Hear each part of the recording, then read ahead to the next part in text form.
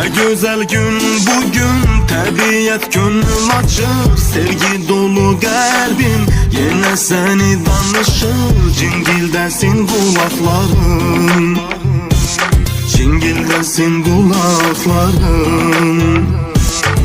Sevgim coşup taşır, seller sular kimi. Bu dağları sarıyan sarmaşıklar kimi. Məni sara kollarım, məni sara kollarım. Yadıma düşmüsən yine narın narın. Seni hatırladır kokusu bu baharın. Çırpınır sinemde o eşkin heyecanı. Yine de seninle, yine senin yarın. Yadıma düşmüsən yine narın narın. Seni hatırladır kokusu bu baharın. Çırpınır sinemde o eşkin heyecanı. Yine de seninle, yine senin yarın.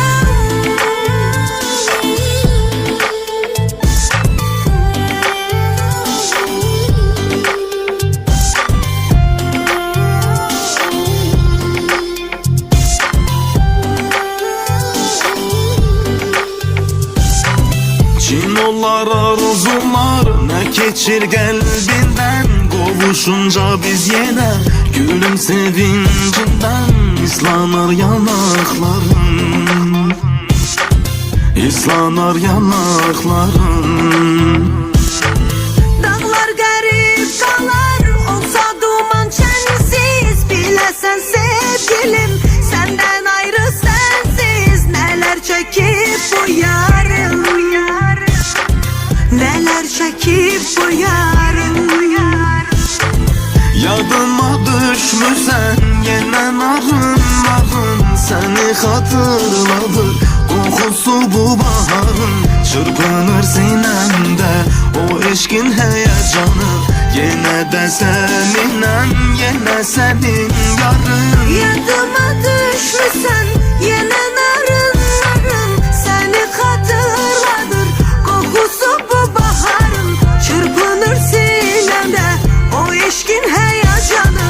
Yine de seninle, yine senin yarın.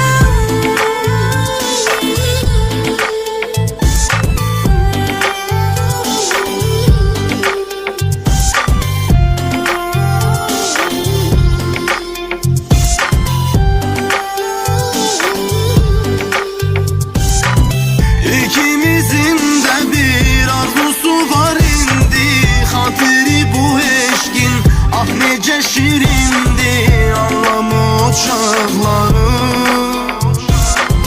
anlamı uçakları.